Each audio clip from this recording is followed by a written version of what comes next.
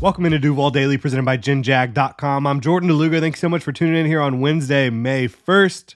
Happy May to everyone out there. Can't believe we are already in the month of May. The Jaguars, they are hosting cornerback Jerry Jacobs for a visit per Aaron Wilson. We're going to talk about Jacobs here today, what he could bring to the Jaguars, his fit, all that good stuff. Really appreciate you guys tuning in. If you enjoy the content, please like, subscribe, hit that notification bell. You can also check out genjag.com/shop, pick up some new Duval gear, like the throwback shorts we just dropped. You can also become a channel member here on YouTube. Again, could not be doing this without you. We recently passed 2 million total views, which is totally awesome. Thank y'all so much for tuning in every single day. Looking at Jerry Jacobs, he's 26 years old. So a guy that, has some experience in the NFL. He's been in the NFL for 3 years. Started a lot of games for the Detroit Lions. He ended the 2023 season on injured reserve with a thigh/knee injury, which could play into why he hasn't signed anywhere yet. He was a restricted free agent. The Lions decided not to bring him back, so he's an unrestricted free agent now. He has been for over a month.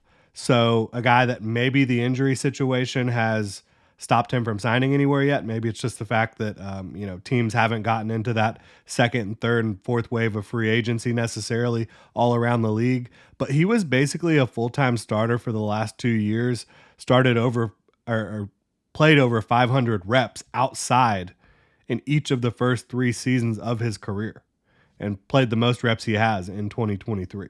So this is a guy that has a lot of experience despite only being in the NFL for 3 years. Like, he started a ton of games for the Detroit Lions. He was undrafted in 2021 out of Arkansas.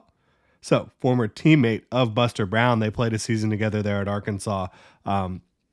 Jacobs was at Arkansas State to start his career, then transferred over to Arkansas. So they were on the same team. 2 NFL guys at Arkansas there. The first thing that pops up on tape, I think, with Jerry Jacobs, his strength.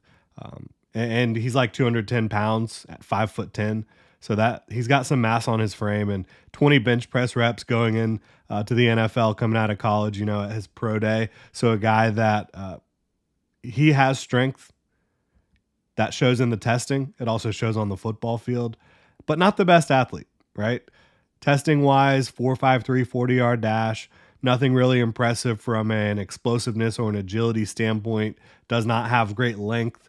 So that's why you see a guy go undrafted, right? He just does not have the measurables, the testing to really stand out in what is always competitive environment, in the NFL draft.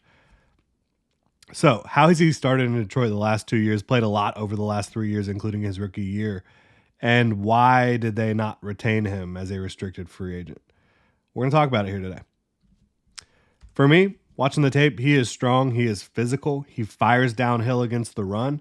I think you see a smart player that sees the field well from zone coverage. He's very good in zone coverage. I think you see him run a lot of press bail. You see him playing a couple yards off the line. You also see, just straight up off coverage, 7-8 yards back, eyes in the backfield. So if the Jaguars do decide to bring him in and sign him, I would say hopefully they're going to ask him to do more of that type of stuff than just straight up press man coverage on the outside. And one thing people do need to realize about this Ryan Nielsen defense, it's not all press man. There are plenty of plays and reps where you see one cornerback pressed up on the line of scrimmage, and then another cornerback on the opposite side playing off coverage, right? It's not exclusively a press man defense. Yes, they run it at a higher clip than just about anyone else. At least they did in Atlanta, and they do a lot of that as well in New Orleans, where Ryan Nielsen comes from. But that doesn't mean like you have to be a great press man cornerback to be able to make this football team or to be able to have a role in the Jacksonville Jaguars defensive scheme. And again, with the talent that they have, maybe they do run more zone looks, more off coverage, right? Tyson Campbell, he's a really good press zone cover corner. So we'll see how it plays out. But I think that one thing people should understand is that it's not all press man coverage. And I know that Ryan Nielsen has said that and Trent Baalke has said that. I've talked about that. It is a team that's going to run more press man coverage than most, but that doesn't mean that even on a play where you're running press man, every corner is running that. So that's just something y'all need to keep in mind. Like, this is a team that will have varied coverages. They will have varied approaches week to week, down to down, drive to drive. And so you can have a guy that makes this roster as depth that isn't necessarily the best press man corner. Tyson Campbell's going to be a starter. He's been better in zone throughout his career than in man coverage. So we're going to see how that plays out. But again, getting back to Jerry Jacobs, he plays fast. He will fire downhill on ball carriers, underneath routes. That does not mean he is fast. Again, he has 4.53 speed. It means he processes things quickly, he sees the game well, and he makes snap decisions. Usually they're the right one. During his 3-year career, 15 pass breakups, 4 interceptions, 9 touchdowns allowed in primary coverage. 7 of those were last year. Also 18 penalties. So this is a guy that plays physically. He's going to be grabby at times. He's going to be overly aggressive at times. But I think that he brings the demeanor you're looking for in an aggressive attacking defense. Most of those interceptions and pass breakups have come with eyes in the backfield and zone coverage. Again, something to keep in mind. So he's an overall very good football player. He just lacks the big-time athleticism to really be a high-impact starter. Like, when you've got him matched up against some of the better receivers in the league, he's just going to be outmatched from an athleticism standpoint. And that's kind of where you've seen some of the struggles in his career, in my opinion. Why did the Lions not bring him back? They obviously had plans to upgrade the position, and they did in a big way, right? They went and attacked cornerback this offseason, and I think that they landed some really good guys. I think that they attacked it last year as well, but there were some injuries at the position. So I think they just decided, Jerry, we're going to go let you try the free agent market. Maybe they would like to bring him back if things don't work out for him, where he can sign with a team that would give him a better opportunity to compete.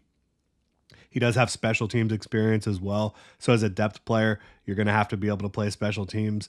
And, as depth in Jacksonville, do I think he would make sense? I do. I don't necessarily think he's a perfect fit, because I think ideally you would like someone who thrives more in man coverage for the Jaguars. But, when you're looking through the Jaguars' depth, is he probably better than Buster Brown, his former teammate? I would say yes. Neither of them is elite athletes or even very good athletes for the NFL level, for the NFL game.